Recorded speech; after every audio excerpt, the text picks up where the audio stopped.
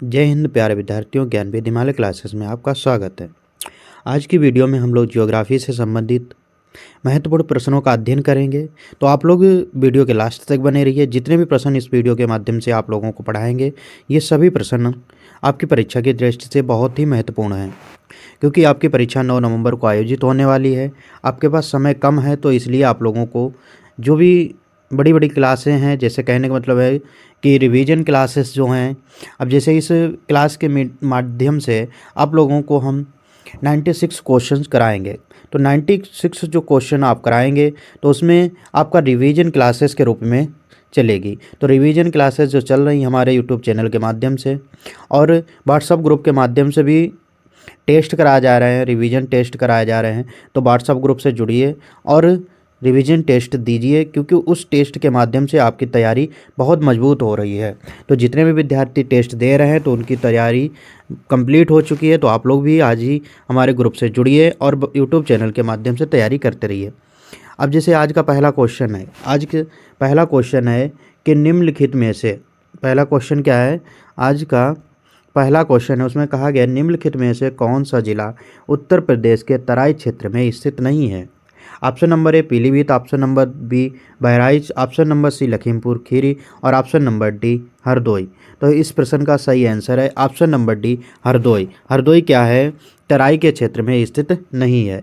Question number 2 देखिए, question number 2 में है निम्नलिखित में से कौन सा राज्य को भारत का बाघ राज्य कहा जाता है।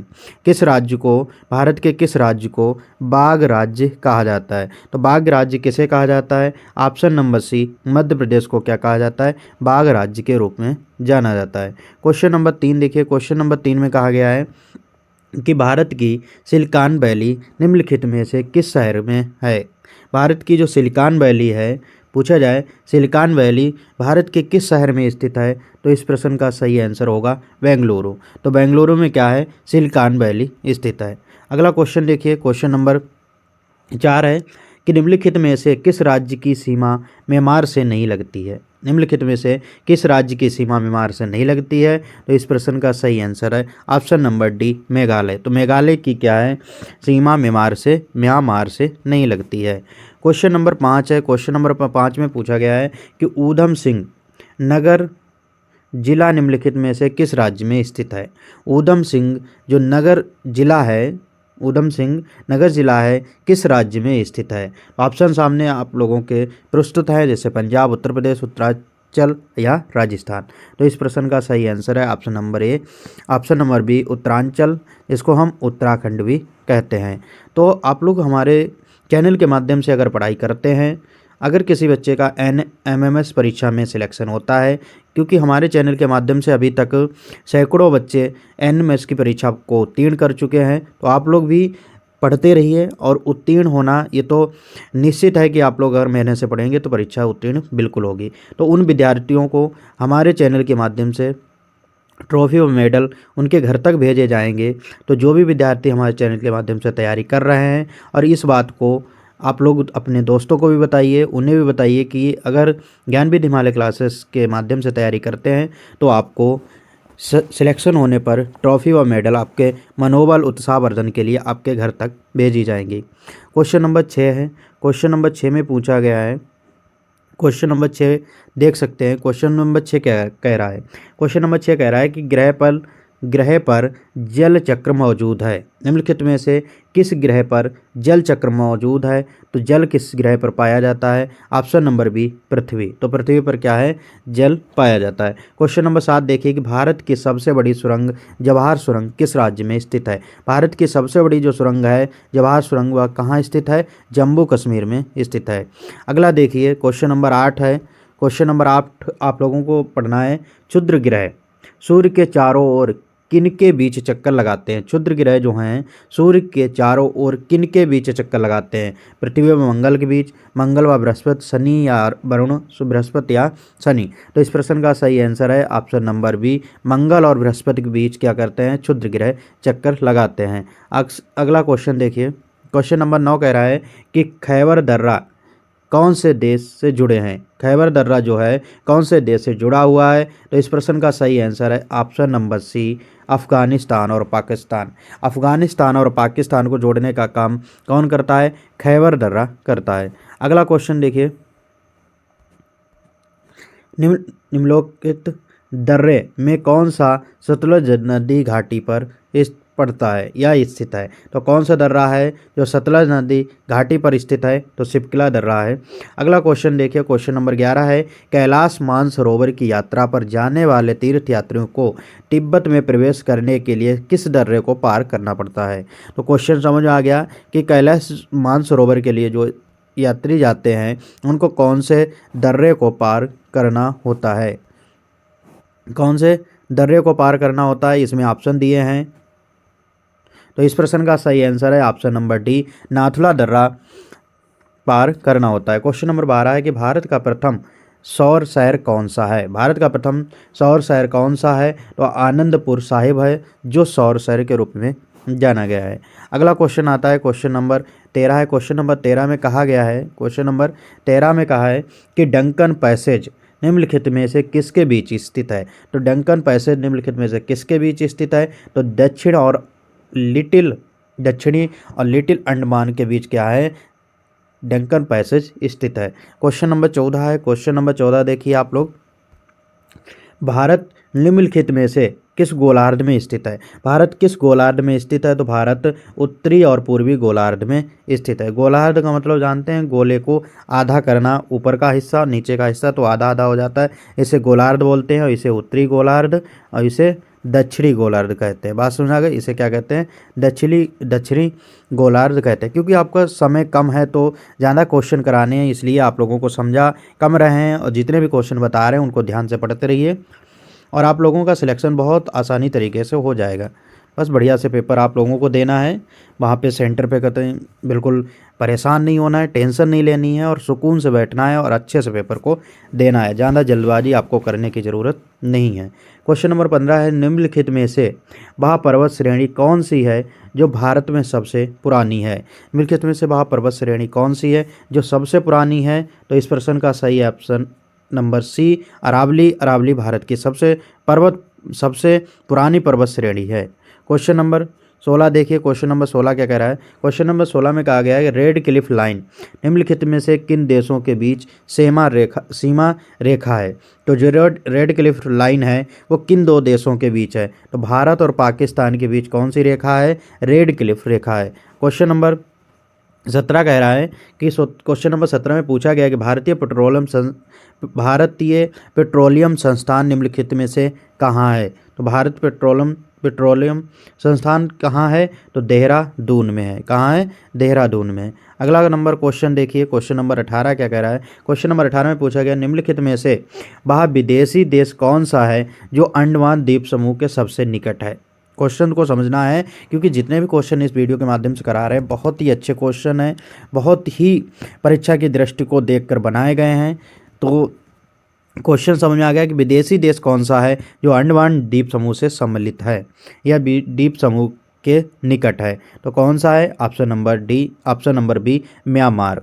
क्वेश्चन नंबर 19 देखिए, क्वेश्चन नंबर 19 में पूछा गया है कि निम्न संघ शासित क्षेत्रों में सबसे छोटा क्षेत्र कौन सा है या सबसे छोटा क्षेत्रफल का जो राज्य है वो कौन सा है? तो इस प्रश्न का आंसर है option number D, Lakshadweep.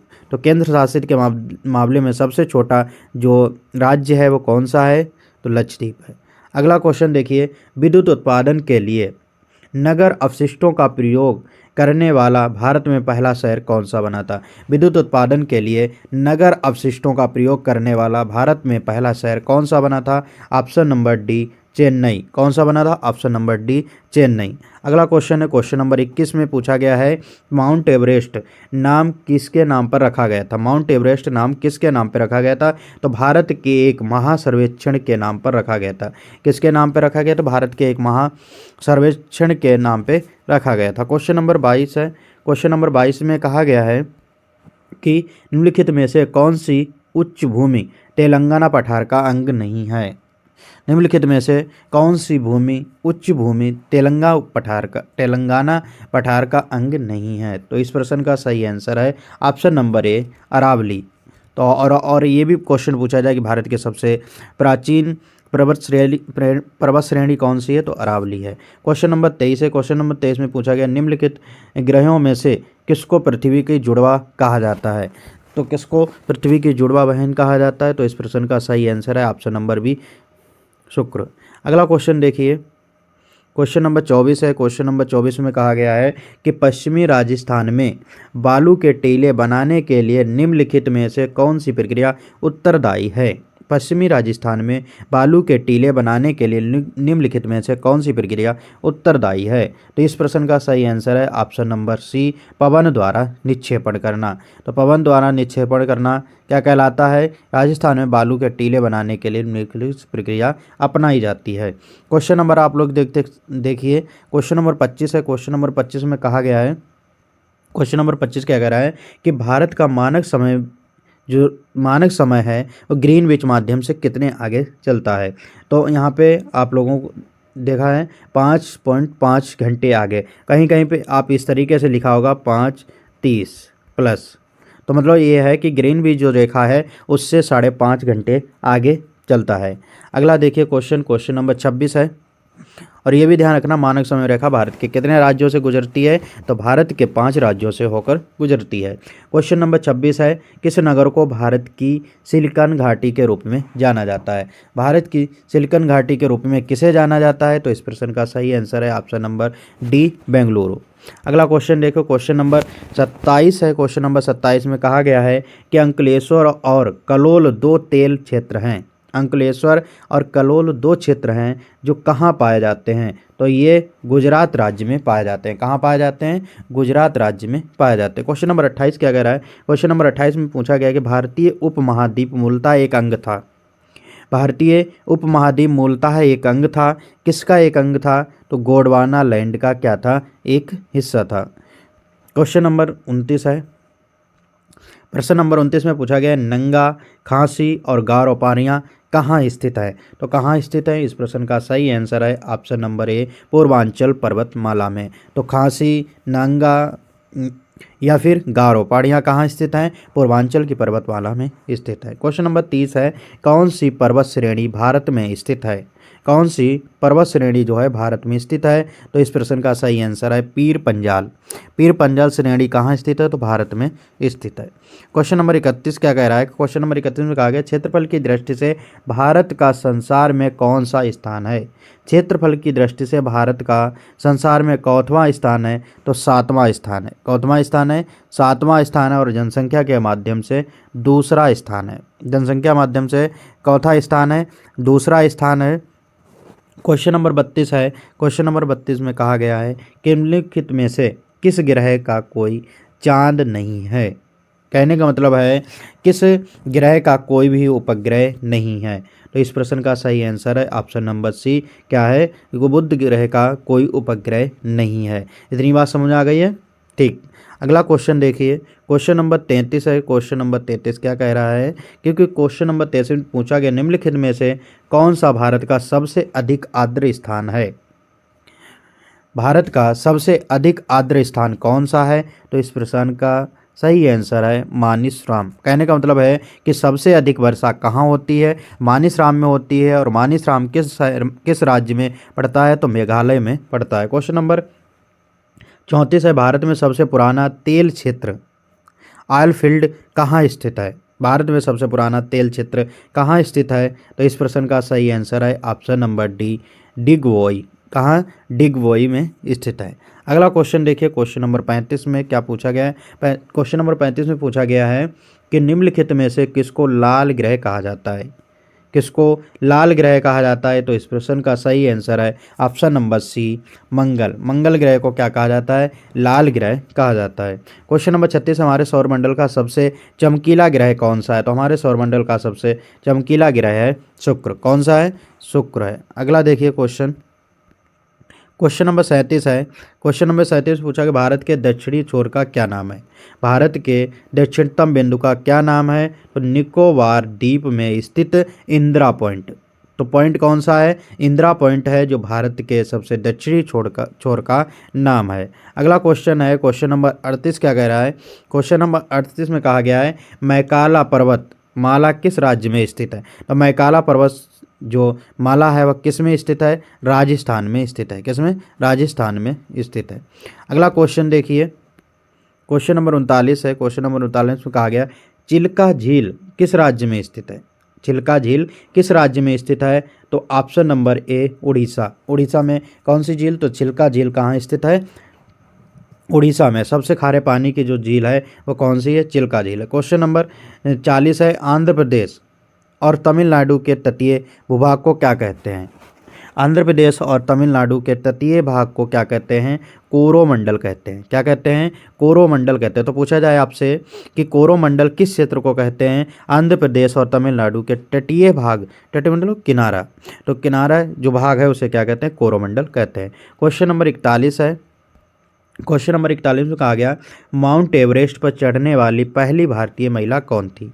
Mount Everest पर चढ़ने वाली पहली भारतीय महिला कौन थी? बछेंद्री पाल थी। कौन? बछेंद्री पाल भारत माउंट एवरेस्ट पर चढ़ने वाली पहली भारतीय महिला थी। क्वेश्चन नंबर 42 है कि भारतीय मानक समय रेखा किस रेखांश पर अपनाया जाता है? तो कितने रेखांश पर अपनाया जाता है? 82.5 डिग्री रेखांश पर अपनाया जाता है। तो ऑप्शन नंबर बी बिल्कुल सही आंसर है। पूछा जाता है कि मानक समय रेखा भारत के कितने राज्यों से होकर गुजरता है? तो 5 राज्यों से होकर गुजरती है।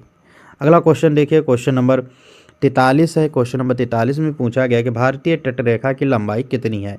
तो भारतीय तटरेखा की लंबाई कितनी है? 7,500 किलोमीटर। तो कितनी है? 7,500 किलोमीटर भारत की तटीय रेखा की लंबाई है। क्वेश्चन नंबर 44 है संसार में दूसरा सबसे ऊंचा पर्वत शिखर कौन सा है? तो संसार में दूसरा सबसे ऊंचा पर्वत शिखर की बात की जाए तो इस प्रश्न का सही आंसर है option number C K2। Question number 45 देखिए, क्वेश्चन नंबर 45 क्या कह रहा है? कोकण रेलवे की लगभग लंबाई कितनी है? तो कोकण रेलवे की जो लगभग लंबाई है 760 किलोमीटर। कितनी है? 760 किलोमीटर कोकण रेलवे की लगभग लंबाई है। क्वेश्चन नंबर 45 में पूछा गया है कि क्वेश्चन नंबर 45 में कोकण रेलवे की लगभग लंबाई कितनी है? तो ये पढ़ा ही दिया कितना, option number B 760 kilometre. Question number 46 देखिए सौर मंडल का सबसे अधिक गर्म ग्रह कौन सा है? तो सौर मंडल का सबसे अधिक गर्म ग्रह कौन सा है? शुक्र है। और सबसे चमकीला ग्रह कौन सा है? शुक्र ग्रह है। कौन सा है? शुक्र ग्रह। क्वेश्चन नंबर 47 में पूछा गया है कि भारतीय मरुस्थल को कहते हैं, भारतीय मरुस्थल को कहते हैं, क्या कहते हैं? थार मरुस्थल कहते हैं। तो थार मरुस्थल कहाँ पाया जाता है? राजस्थान में पाया जाता है। भारत का सबसे बड़ा मरुस्थल कौन सा है? थार मरुस्थल है। और ये पूछा जाता है, कई बार पूछा गया थार मरुस्थल कैसा मरुस्थल है? तो ये गर्म मरुस्थल है। कैसा? गर्म मरुस्थल है। क्वेश्चन नंबर अगला देखिए, क्वेश्चन नंबर 48 है। क्वेश्चन नंबर 48 में पूछा गया सैटेलाइट वैली स्थित है। तो सैटेलाइट वैली कहाँ स्थित है? ऑप्शन नंबर बी केरल में स्थित है। अगला क्वेश्चन देखिए, क्वेश्चन नंबर 49 है कि माजुली संसार का सबसे बड़ा नदी द्वीप किस राज्य में स्थित है? तो माजुली जो द्वीप है संसार का सबसे बड़ा द्वीप है और कहाँ स्थित है? ऑप्शन नंबर बी असम में स्थित है। क्वेश्चन नंबर 50 है। क्वेश्चन नंबर 50 में पूछा गया हमारे सौरमंडल में सबसे बड़ा ग्रह कौन सा है? हमारे सौरमंडल का अगर सबसे बड़ा ग्रह पूछा जाए तो इस प्रश्न का सही आंसर होगा option number B Brihaspati. Question number 51 है कंचनजंगा स्थित है। तो क्वेश्चन नंबर 51 में कहा गया है कि कंचनजंगा कहाँ स्थित है? तो कहाँ स्थित है? सिक्किम राज्य में स्थित है। क्वेश्चन नंबर 52 देखिए, क्वेश्चन नंबर 52 में पूछा गया है कि कामाख्या मंदिर किस राज्य का महत्वपूर्ण पर्यटन स्थल है? तो इस प्रश्न का सही आंसर है option number B Assam. Question number 53 है। क्वेश्चन नंबर 53 कह रहा है कि सौर मंडल के 4 सबसे विशाल ग्रह अवरोही क्रम में लगाइए। तो अवरोही क्रम क्या होता है? घटते क्रम होता है। आरोही क्रम क्या होता है? बढ़ते क्रम होता है। अब इस प्रश्न का सही आंसर है option number C Brihaspati, Shani, Uranus और नेपच्यून। कहने का मतलब सबसे बड़ा, उसके छोटा, उससे छोटा, उससे छोटा। तो सबसे बड़ा जो सौर मंडल का ग्रह है वो कौन सा है? बृहस्पति है। उसके बाद सबसे बड़ा कौन सा है? शनि, उसके बाद यूरेनस, उसके बाद नेपच्यून। तो इस प्रश्न का सही आंसर है option number C. Question number 54 देखिए, क्वेश्चन नंबर 54 क्या कह रहा है कि भारत का सबसे बड़ा राज्य कौन सा है। भारत का सबसे बड़ा राज्य कौन सा है? उत्तर प्रदेश है। कौन सा? उत्तर प्रदेश है। क्वेश्चन नंबर 55 है कि सर क्रीक कहाँ स्थित है? तो सर क्रीक कहाँ स्थित है? गुजरात के साथ लगी भारत पाक सीमा पर स्थित है। कहाँ? गुजरात के साथ लगी भारत पाक सीमा पर स्थित है। क्वेश्चन नंबर 56 है कि जिस राज्य ने पवन ऊर्जा विकसित की है उसका नाम क्या है? तो पवन ऊर्जा किसने विकसित की है? गुजरात ने। क्वेश्चन नंबर 57 देखिए, क्वेश्चन नंबर 57 में पूछा गया अधिकतम राज्यों के साथ सम्मिलित सीमा होने वाले राज्य का क्या नाम है? अधिकतम राज्यों के साथ सम्मिलित सीमा होने वाले राज्य का क्या नाम है? तो इस प्रश्न का सही आंसर है ऑप्शन नंबर ए, उत्तर प्रदेश। क्वेश्चन नंबर 58 देखिए, क्वेश्चन नंबर 58 क्या कह रहा है? निम्नलिखित में से कौन सा सौर परिवार से संबंधित नहीं है? तो सौर परिवार मतलब सूर्य के परिवार से संबंधित नहीं है। क्षुद्र ग्रह होते हैं, धूमकेतु होते हैं। तो इस प्रश्न का सही आंसर है ऑप्शन नंबर डी, निहारिका क्या है? सौर परिवार का मुख्य मतलब सदस्य नहीं है। क्वेश्चन नंबर 59 है कि निम्नलिखित में से सबसे ठंडा कौन है? सबसे ठंडा कौन सा है? मतलब कहने का मतलब ये पूछा गया कि जो ग्रह हैं सबसे ठंडा ग्रह कौन सा है? तो सबसे ठंडा ग्रह कौन सा है? ऑप्शन नंबर सी, प्लेटो। लेकिन अब प्लेटो को ग्रह की श्रेणी से निकाल दिया गया है। 2006 में प्लेटो को ग्रह की कक्षा से निकाल दिया गया था। यम ग्रह भी किसको कहते हैं? प्लेटो को 9वां ग्रह था जिसको समाप्त कर दिया है। अब वर्तमान में ग्रहों की संख्या कितनी है? तो 8 है। कितनी है? 8 है। अगला क्वेश्चन देखिए, क्वेश्चन नंबर 60 है। क्वेश्चन नंबर 60 में कहा गया है दक्षिण पश्चिमी मानसून के तत्काल बाद कोई बोई गई फसल को क्या कहते हैं? जब दक्षिण पश्चिम मानसून के तत्काल के बाद अगर कोई फसल बोई जाती है तो उस फसल को क्या कहते हैं? खरीफ फसल कहते हैं। क्वेश्चन नंबर 61 देखिए, क्वेश्चन नंबर 61 क्या कह रहा है कि विषुवत रेखा है। क्वेश्चन नंबर 61 में कहा गया कि विषुवत रेखा है उत्तर और दक्षिण ध्रुवों के बीच पृथ्वी के गिर्द घूमने वाली काल्पनिक रेखा होती है। क्या होती है? काल्पनिक रेखा होती है, उसे क्या कहते हैं? विषुवत रेखा कहते हैं। जैसे आपने देखी होंगी जो इस तरीके से लाइनें खींची होती हैं तो इन रेखाओं को क्या कहते हैं? तो इन रेखाओं को अक्षांश रेखा कहते हैं। क्या कहते हैं? अक्षांश रेखाएं कहते हैं। क्या? अक्षांश रेखाएं जो इस तरीके से काल्पनिक रेखाएं, जैसे मकर रेखा है, आपकी कर्क रेखा है, विषुवत रेखा है, तो ये सभी रेखाएं कैसी होती हैं? अक्षांश रेखाएं होती हैं। और कुछ रेखाएं आपने इस तरीके से खींची हुई देखी होंगी तो इन रेखाओं को हम लोग क्या कहते हैं? इन रेखाओं को कहते हैं देशांतर रेखा। क्या कहते हैं? देशांतर रेखा कहते हैं। और ये रेखाएं जो खींची जाती हैं इन्हें अक्षांश रेखाएं कहते हैं। तो विषुवत रेखा कैसी है? काल्पनिक रेखा है। और अगर आपसे पूछा जाए कि कर्क रेखा कैसी है, मकर रेखा कैसी है, ये भी सभी काल्पनिक रेखाएं जो भी अक्षांश और देशांतर रेखाएं हैं, सिर्फ इन्हें मान लिया गया लेकिन कहीं भी पृथ्वी पर खींचा नहीं गया है।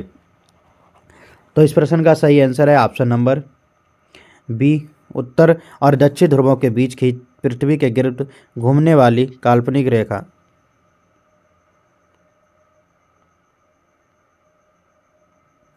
अब क्वेश्चन नंबर 52 देखिए, क्वेश्चन नंबर 62 देखिए, पाक जल डबरू मध्य किनको अलग करता है? पाक जल डबरू मध्य किनको अलग करता है? तो ऑप्शन नंबर सी, भारत और पाकिस्तान। किसको अलग करता है? भारत और पाकिस्तान को अलग करता है। क्वेश्चन नंबर 63 देखिए, क्वेश्चन नंबर 63 क्या कह रहा है? क्वेश्चन नंबर 63 में कहा गया है कि भिलाई, दुर्गापुर और राउरकेला में लोहे और इस्पात के उद्योग निम्नलिखित से किस पंचवर्षीय योजना अवधि के दौरान स्थापित किए गए थे? तो कौन सी पंचवर्षीय योजना के दौरान प्रारंभ किए गए थे? तो द्वितीय पंचवर्षीय योजना। तो पंचवर्षीय योजना जो द्वितीय थी उसके द्वारा क्या किया गया था? भिलाई, दुर्गापुर और राउरकेला लोहे इस्पात के उद्योग के निम्नलिखित में से पंचवर्षीय में प्रारंभ किए गए थे। अगला क्वेश्चन देखिए, क्वेश्चन नंबर 64 क्या कह रहा है? क्वेश्चन नंबर 64 में कहा गया आबू पहाड़ियों को गुर शिखर किस पर्वत श्रृंखला की सबसे ऊंची चोटी है? आबू पहाड़ियों का गुर शिखर किस पर्वत श्रृंखला का सबसे ऊंची चोटी है? तो इस प्रश्न का सही आंसर है ऑप्शन नंबर डी, अरावली। तो अरावली के जो गुर शिखर है सबसे ऊंची चोटी है। क्वेश्चन नंबर 65 देखिए, क्वेश्चन नंबर 65 में कब पूछा गया है कि भारत में कुल्लू घाटी निम्नलिखित में से किस खेती के लिए प्रसिद्ध है? भारत में कुल्लू घाटी निम्नलिखित से किसके लिए प्रसिद्ध है? तो इस प्रश्न का सही आंसर है ऑप्शन नंबर सी, सेब के लिए प्रसिद्ध है। क्वेश्चन नंबर 66 है। क्वेश्चन नंबर 66 में कहा गया निम्नलिखित में से बाहर राज्य कौन सा है जिसकी अंतर्राष्ट्रीय सीमाएं 3 देशों से मिलती हैं? बाहर राज्य कौन सा है जिसकी अंतर्राष्ट्रीय सीमाएं 3 देशों के साथ मिलती हैं? तो कौन? ऑप्शन नंबर ए अरुणाचल प्रदेश। अरुणाचल प्रदेश की 3 देशों के साथ सीमाएं बनती हैं। ऑप्शन नंबर ए बिल्कुल सही है। अगला क्वेश्चन देखिए, क्वेश्चन नंबर 67 है, जिसमें पूछा गया है कि निम्नलिखित में से वे पहाड़ियाँ कौन सी हैं जो पूर्वी और पश्चिमी घाटों को जोड़ती हैं? तो कौन सी है? Option number C Nilgiri. अगला क्वेश्चन है 68 नंबर है कि निम्नलिखित में से कौन सा भारत का सबसे ऊंचा पर्वत शिखर है? तो कौन सा है? K2, जिसे कहते हैं गार्डविन आस्टीन। गार्डविन आस्टीन को शॉर्टकट में क्या कहते हैं? K2 कहते हैं, जो भारत का सबसे ऊंचा पर्वत शिखर है। अगला क्वेश्चन आता है क्वेश्चन नंबर 69 है। भारत के पड़ोस में घोड़े की नाल जैसे आकार का वह मूंगे का द्वीप समूह है। वह द्वीप समूह कौन सा है जिसके जो आकार है वो घोड़े की नाल की तरह दिखाई पड़ता है? तो कौन सा है? Option number C Lakshadweep. Question number 70 देखिए, क्वेश्चन नंबर 70 क्या कह रहा है कि निम्नलिखित में से वह सड़क कौन सी है जो हिमालय में विश्व के ऊंचे 4 दर्रों को पार करती है? तो कौन सी है? तो मनाली से लेह तक है। कौन सी है? मनाली से लेह तक। क्वेश्चन नंबर 70 क्या कह रहा है? क्वेश्चन नंबर 70 में कहा गया निम्नलिखित में से वह सड़क कौन सी है जो हिमालय में विश्व के ऊंचे 4 दर्रों को पार करती है? तो इस प्रश्न का सही आंसर क्या हो जाएगा? मनाली से लेह तक।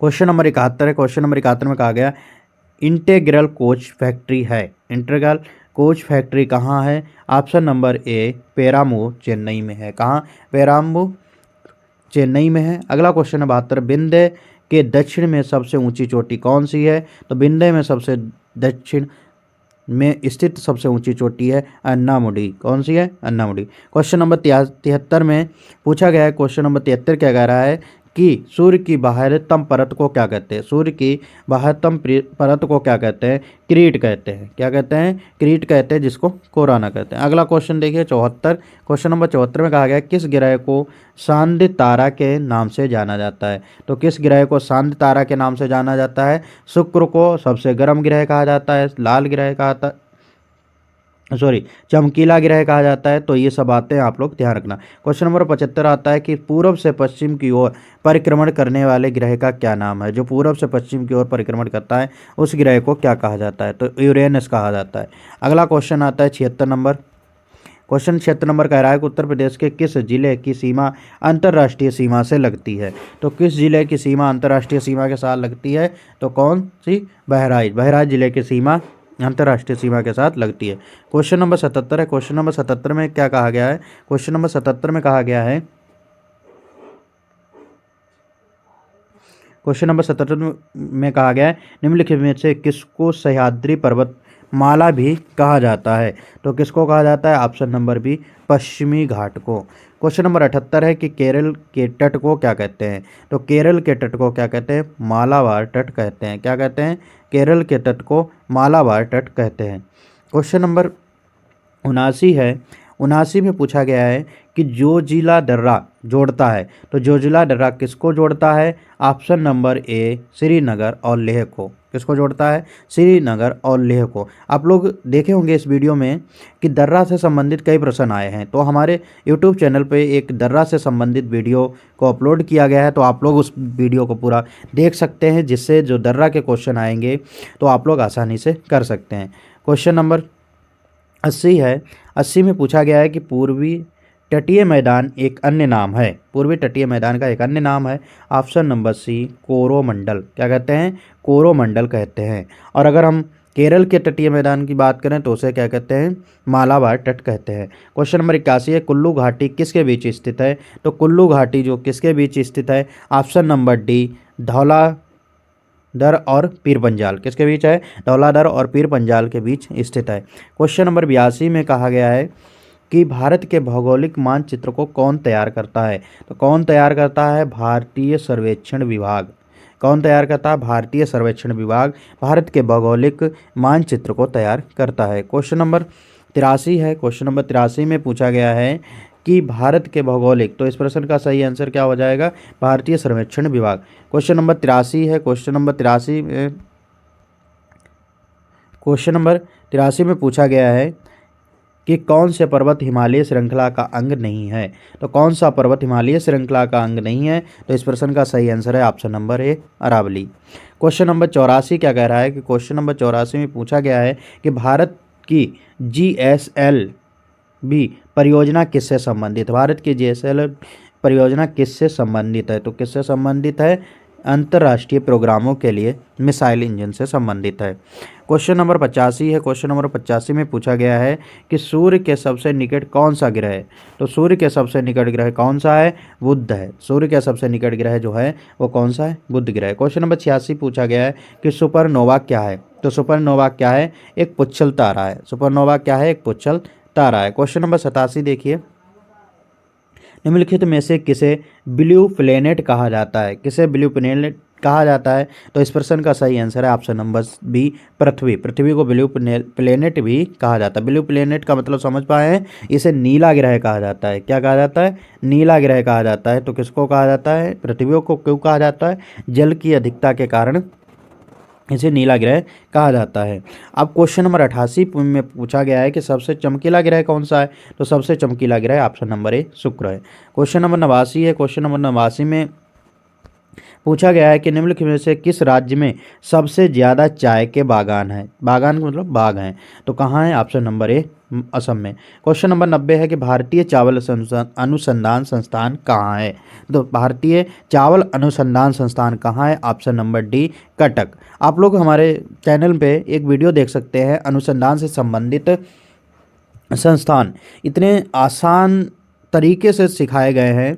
आप लोग एक ट्रिक के माध्यम से, हर एक अनुसंधान को ट्रिक के माध्यम से बहुत आसानी भाषा में सिखाएंगे। बहुत, एक बार आप वीडियो देखेंगे कम से कम आपको 30 या 40 अनुसंधान संस्थान बिल्कुल सरल भाषा में याद हो जाएंगे। एक बार सिर्फ वीडियो देखने की ज़रूरत है, आसानी तरीके से आप लोगों को याद हो जाएंगे। क्वेश्चन नंबर 91 है। क्वेश्चन नंबर 91 कह रहा है कि सरसों के बीज का सबसे अधिक उत्पादन करने वाला राज्य कौन सा है? तो सबसे ज़्यादा सरसों का उत्पादन कौन करता है? राजस्थान करता है। क्वेश्चन नंबर 92, ऑपरेशन ब्लड किस कार्य से संबंधित है? तो ऑपरेशन ब्लड किससे संबंधित है? दुग्ध उत्पादन से संबंधित। और यह श्वेत क्रांति हुई थी, तो श्वेत क्रांति किससे भी संबंधित थी? तो दुग्ध उत्पादन से संबंधित थी। अगला क्वेश्चन 93 है। क्वेश्चन नंबर 93 पूछा गया है, दक्षिण की रानी किस शहर को कहा जाता है? तो दक्षिण की रानी किस शहर को कहा जाता है? पुणे को। अगला क्वेश्चन है 94, फलों की डलिया किस राज्य को कहा जाता है? फलों की डलिया कहा जाता है हिमाचल प्रदेश को। किसे? हिमाचल प्रदेश को। क्वेश्चन नंबर 95 है। क्वेश्चन नंबर 95 पूछा गया है, बगीचों का शहर किसे कहा जाता है? तो बगीचों का शहर किसे कहा जाता है? ऑप्शन नंबर ए, बेंगलुरु। बगीचों का शहर किसे कहा जाता है? ऑप्शन नंबर ए, बेंगलुरु। अब आप लोगों को देखना है क्वेश्चन नंबर 96 है, बिल्कुल लास्ट क्वेश्चन है। कौन सा है? इस वीडियो का अंतिम क्वेश्चन है। आप लोगों ने इतने कम समय में करीब 96 क्वेश्चनों का अध्ययन कर लिया है, और ये 96 क्वेश्चन आपकी परीक्षा में देखना कितना महत्वपूर्ण साबित होते हैं, क्योंकि जियोग्राफी की आपकी परीक्षा में 13 क्वेश्चन पूछे जाएंगे और 13 क्वेश्चन आप लोग आसानी से कर सकेंगे। तो ये क्वेश्चन आप लोगों के लिए कमेंट के माध्यम से बताना है कि राजस्थान का गौरव किसे कहा जाता है। ऑप्शन आपके पास है जयपुर, चित्तौड़गढ़, रणथंभौर या कोटा। तो किसे कहा जाता है? तो इस प्रश्न का आप लोग जवाब कमेंट के माध्यम से देंगे। इसी तरीके से आप लोग अपना प्यार दिखाते रहिए, और जो भी आप लोगों को क्लासें कराई जा रही हैं अच्छे से पढ़ते रहिए। जो भी सफलता आपको मिलेगी आपकी मेहनत के आधार पर मिलेगी, तो आप लोग मेहनत करते रहिए, सफलता आपके पैर जरूर चूमेगी। आज की वीडियो में इतना ही। धन्यवाद।